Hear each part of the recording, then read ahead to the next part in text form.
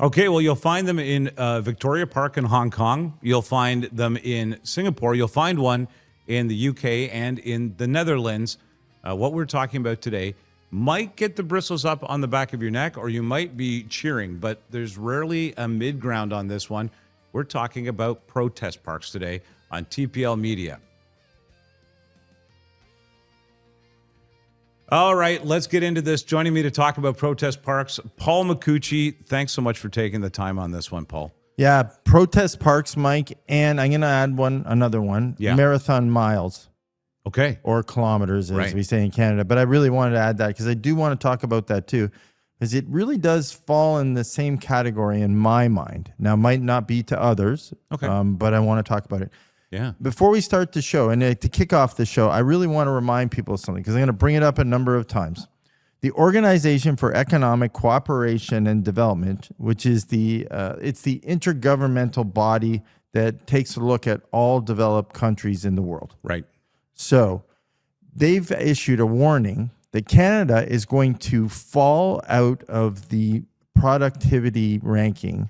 So basically, it's going to be out of the 38. It's going to be number 39 in productivity in the world over the next 3 decades. Wow. So that's what it's saying. It's issued the warning. I say it on a number of shows.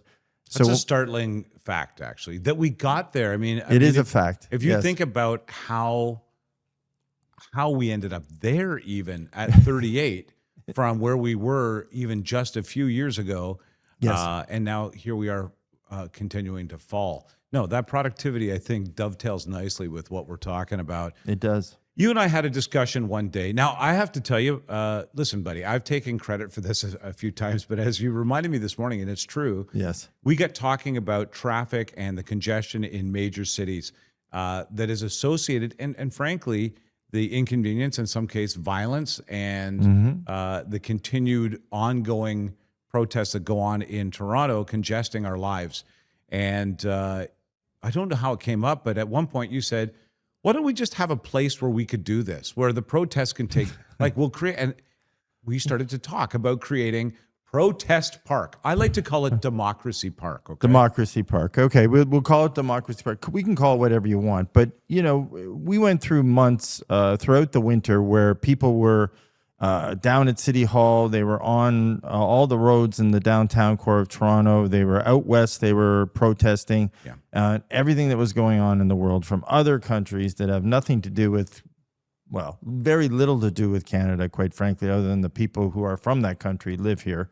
And we at some point, and we still do, think it's fine to block off major roads, arteries, highways for an issue that is non-related to Canadian challenge. Let's talk it. And so it's a consistent. You're right. I mean, and let me frame that.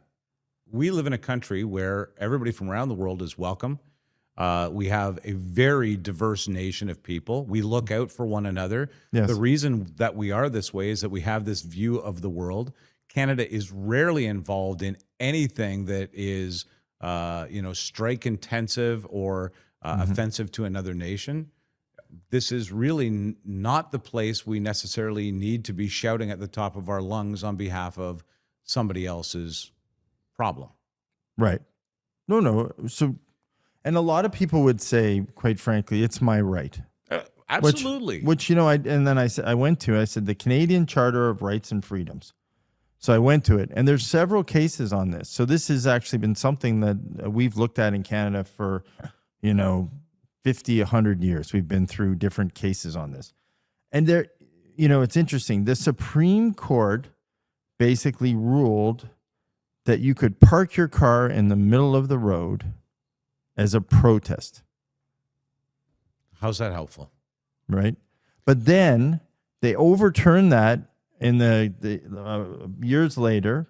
And remember when it was in Toronto, there was a group living in the park, and it was downtown, and it was in James Square, and they called it the Eviction of Occupancy Toronto. I don't know if you remember this case. I remember that. Yeah.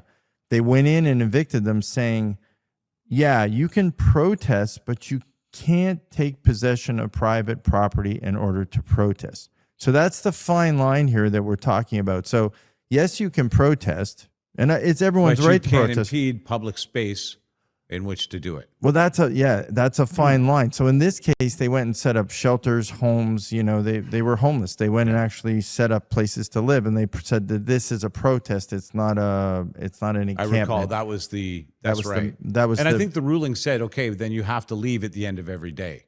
Right. A protest cannot, extend itself that lengthy period of time. Right. So back up to parking your car on the road. So now you go out and you actually park your car in the road, or you start to walk down the road, you stop traffic, everything else. Have you taken possession of that road? It's a good question. So this is the fine line that's sitting out there to be unruled upon right now. Yeah, that is a blurry area. It is a very blurry area, and we haven't challenged it, quite frankly, and I think we need to do. Now, going forward, there have been several times through G20s, G7s, when politicians and national world leaders have come to Canada, and we've created protest parks. Right. Now, to make sure that security was in place for those nationals visiting. Right. So the crazy part about this is when we did actually set them up and we did actually search people's bags and things to make sure they could get into protest park, the courts came back and said it was an unlawful search. Okay. So there's still issues that we from our Charter of Rights and Freedoms still have many outstanding issues that we need to address here. So, starting the show, I wanted to make sure that I addressed that, because I didn't want people yelling at their, device saying, this guy doesn't know what he's talking. I get it. Like, I get that this still has to be resolved. And we're not talking about taking away people's freedoms. So I want to make sure we're totally crystal clear on that, Mike. We're talking about setting up areas for people to go safely, to clearly outline their opinion, to protest whatever they want to say. Similar to, I think you brought up at the onset, it said Hyde Park. Yeah. Have your, you can come to that park. You can say what you want to say. You can bring as many people as you want to bring. Has been an influencer in UK politics since they started it. Right. No, it also has... It has clout. Right. It has clout. It has restrooms. It has policing. It has security. It has surveillance. It's a safe zone to basically protest and to state your opinion. I mean, if you're a protester, you want to be in a safe environment anyway, I would assume. We all do. Sure. Of course. If you're not a protester, you don't want to be impeded by the protest. I think this stems from some very basic human consideration. Right. Yes. Okay. I'm happy to hear about your concerns. Yes. Or I'd prefer not to hear about your concerns. I have my own. Right. But a protest just launches it onto you while you're trying to get to work or trying to pick the kids up or trying to get a doctor's appointment in the day in a city that's already very congested. Protests tend to exacerbate that horribly. Right. Well, listen, if we were a top performing productive nation, I may be thinking about this a little different. I guess. And we had protests every day going down the middle of the city, but still we were logistically moving goods, shipping, producing, and we were at the top of our game. I'd say have on it, right? You can protest away. Where my opinion on this, and a business owner, I'm starting to sympathize on a number of levels with the people in the downtown core, with us actually who are on the outskirts of Toronto, who are now spending 2 and 3 hours trying to get somewhere because someone's decided to hold a game, hold a marathon, hold a protest, and now we are totally impeded from getting anywhere in the city. And that business owner who's mortgaged their life, secured every asset they have to get in business, is now out of business for a weekend, a week, or a month. And to me, it's intolerable, and quite frankly, it's unacceptable at this point. Right now, we have the World Cup here in Toronto. Vancouver has it. I just came from there.